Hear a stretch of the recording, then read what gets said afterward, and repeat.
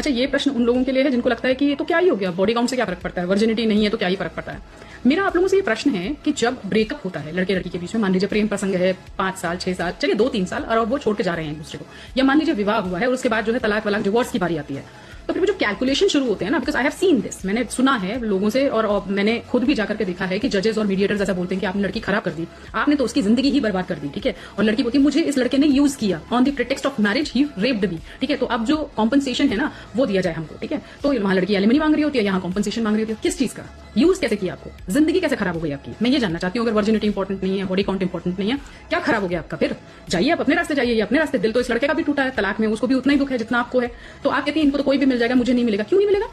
अगर मतलब virginity important नहीं है तो क्यों नहीं मिलेगा, मिल जाएगा भाई, इतनी क्या तकलीफ की बात है। देखिए दिल में तो आप भी जानती हैं कि ये इंपॉर्टेंट है, आपको भी पता है कि वैल्यू कैसे कम होती जाती है, और उसमें पूरा जो है बायोलॉजी जिम्मेदार है। कभी पढ़िएगा बैठकर बायोलॉजी की किताब अच्छे से तो आपको समझ में आएगा।